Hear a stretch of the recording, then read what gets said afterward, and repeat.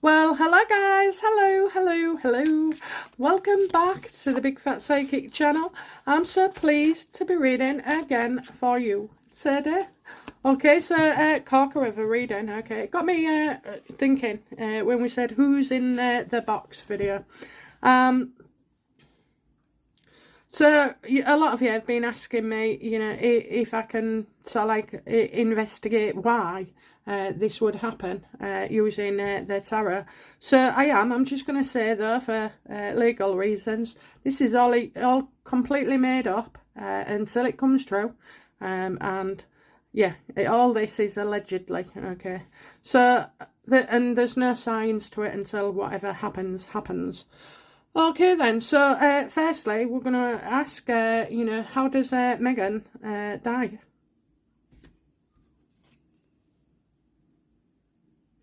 Well, I feel she can't get out of something, okay, so that could be a vehicle, a plane or something, Do you know what? Karma's karma, and a lot of the things, say Meghan does pass, then her children will become Harry and William.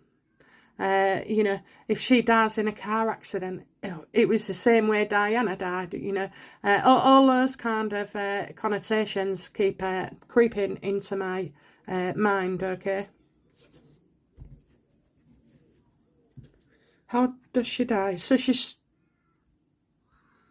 can't get away from something or someone. She can't get away. How exactly though, how what is her death actually caused by?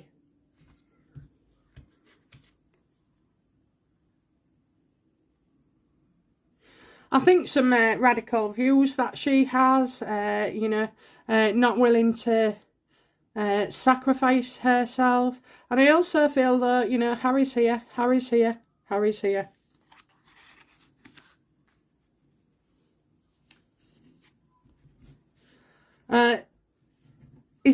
Is a person responsible for Meghan's death? I can't. Do you know what I saw then? I saw like a bomb go off in a restaurant.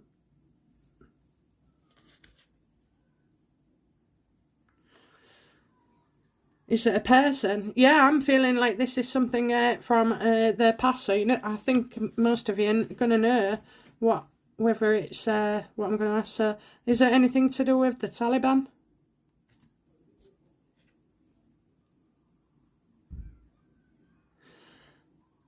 Well, I'm kind of feeling that this is something to do with Harry's book then, we're getting a lot of writing here, and then she's due to come out with a book as well, and I think it's maybe something to do with something she's written, okay, which we do know she was responsible for Spare, but I'm getting something for her. She's trying to make money off it, and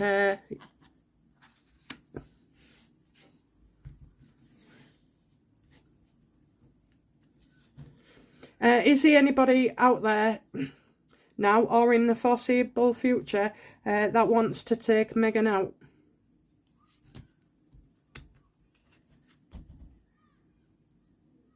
Or you can bet on it. You can absolutely bet on it. It's as if somebody's been waiting in the wings for a while. I'll feel that she's been watched for a while. And you've got all sorts of connotations here. So I'm seeing like the palace. But I'm also seeing like a door, an old-fashioned door, which could be her house.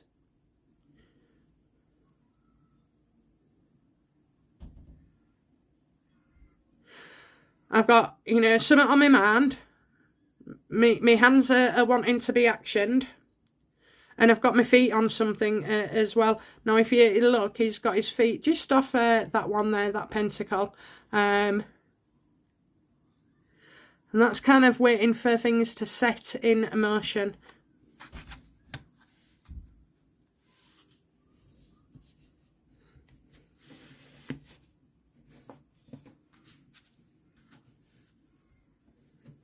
So tell us more then. So on the day that she passes, what will she be doing?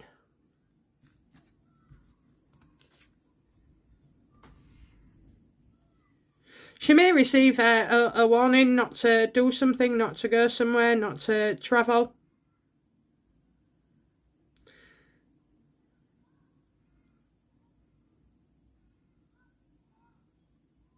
I'm getting it's just too late. It's just too late. So I kind of feel like she shouldn't be going somewhere, but is.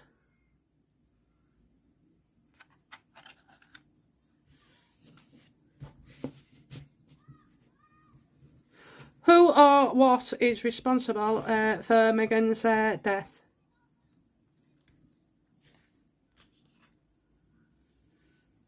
She's stuck in something, okay? So she's stuck. This looks like, to me, she's stuck in maybe a vehicle. Is Meghan going to be in a car accident?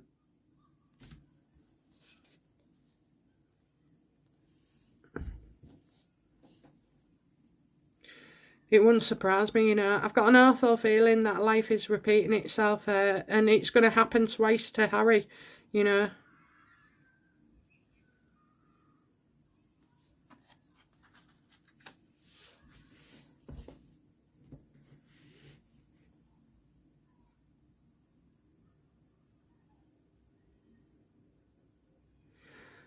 I'm just getting a lot of bad judgment here, a lot of bad.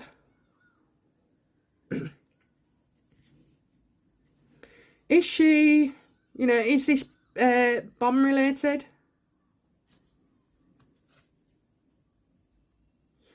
I would say so. It's where you go for a service, okay, and you have to tip. You've got the Six of Pentacles here.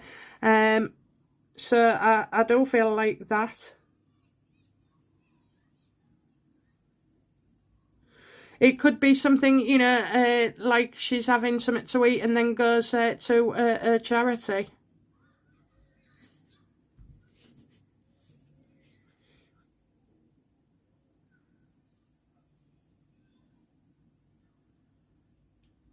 Yeah, look, you've got going for the food, going for food. Is Meghan gonna,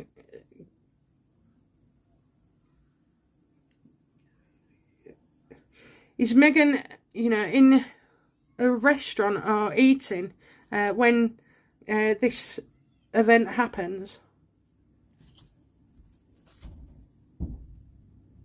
No, she's not with others.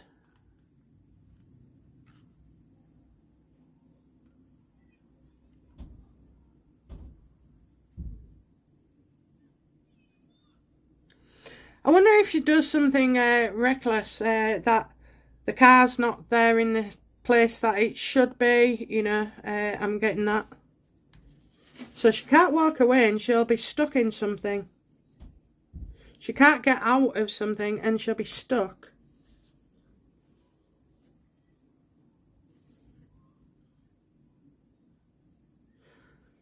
Whereabouts is she, when she dies? So I want to know whether it's a workplace. I want to know whether it's at home.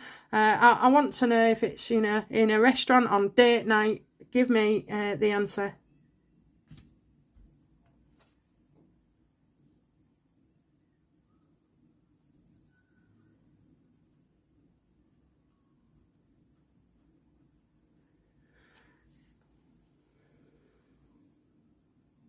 So two things. One that's popping into my mind is that she has to return home early. She's in a rush to get home.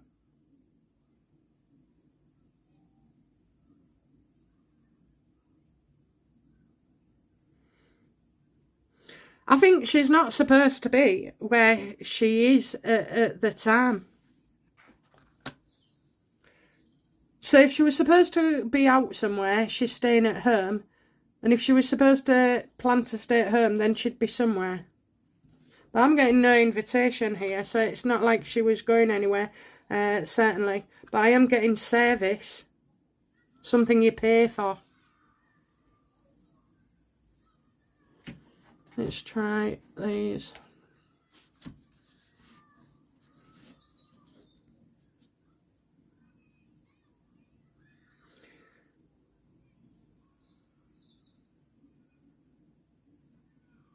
How does Meghan die?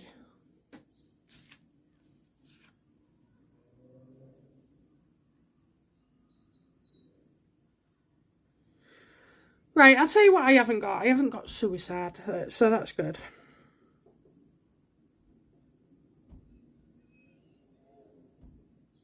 Right, so we're going back to hiding something, so let's have a look.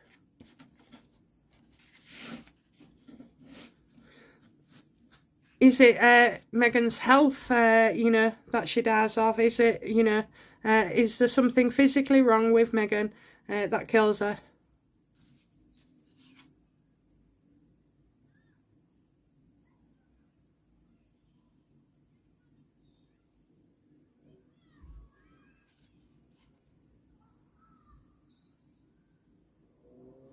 I think it's, in a way, somebody does and then tries to twist their truth, okay?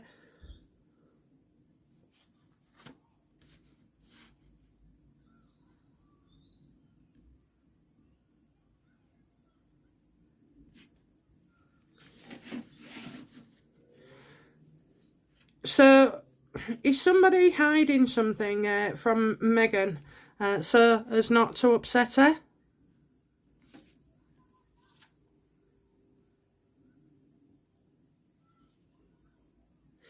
Yeah, she's not being told it's the end. She's not being told it's the end.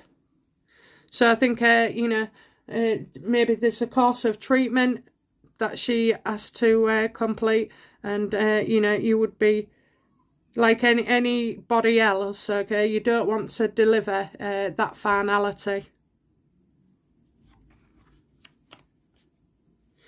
She was ill. I said that before. But I got it like, I was thinking whether she was wearing something to do with her neck, okay? Her neck. And I said she was ill.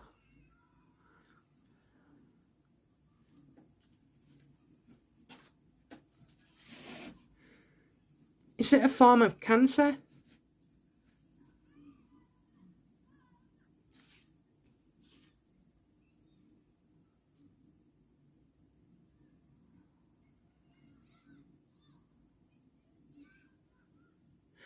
Right, so I think she's had or goes for a scan of some kind, and it's, they've missed it. They've missed it, okay, so they haven't seen it. That's what I'm getting. If you can see there, my image words are not seen and in the dark. So even the professionals don't know. I think this is going too far on, okay, so I just feel like as here, if I look,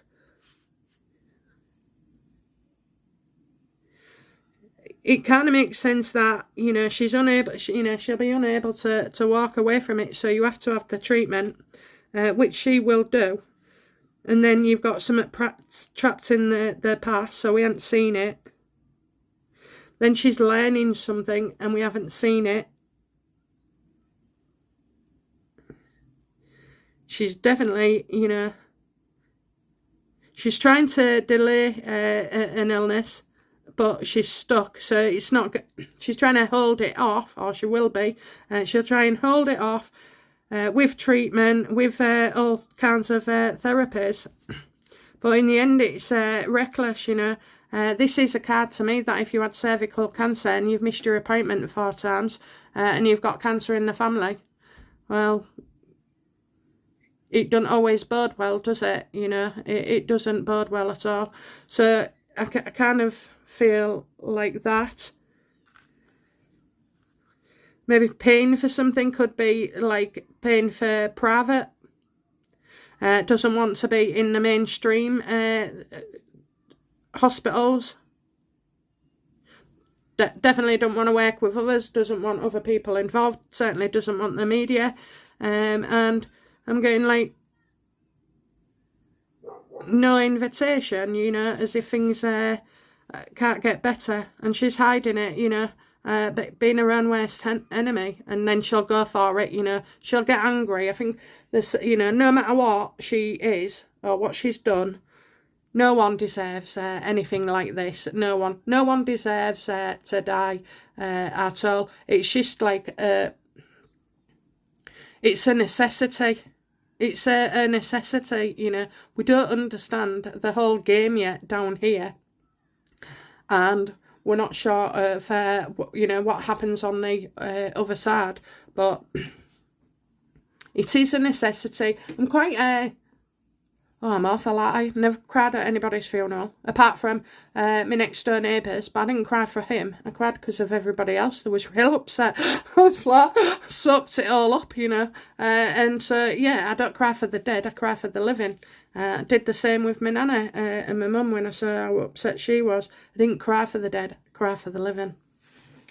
So, you know, but I'm lucky I can do that, you know. I'm lucky because I've got great insight. I'm lucky because I've grown up like this, you know.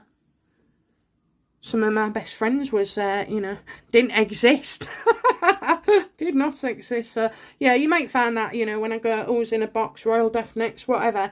Well, it's just something I do, you know. It's my work. This is my work. This is what I do. So I'm not going to stop or go sensitive to everybody, because it's a hard, harsh fact of life, you know, unfortunately. So anyway, but you're out of pain when you get over there, okay? You're out of pain. I ain't worked it out yet, but I'm nearly halfway there. You know, I am trying to, it's such a lot, okay? I go from one experience to another experience, and I need to put all the ideas together. So, and do you know what? Some of my ideas include forms of religion, you know, hypnotism, you know, ghosts, energy, manifestation, you know, and all sorts, really. You've got to, I need the one thing that makes everything else possible, you know.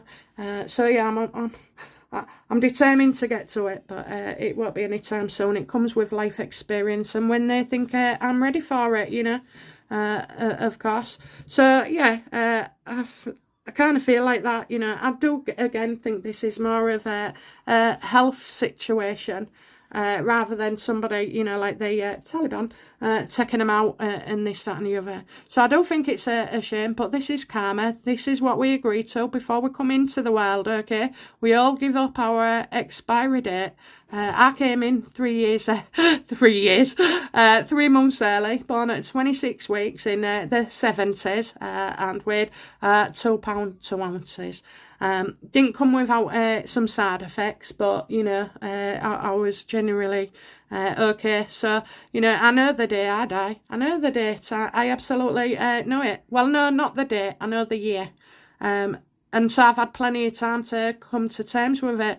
But there's sometimes, you know, when the world's like too much and all over you, like wars going on, poverty, people starving, people getting abused, you know, and all stuff like that.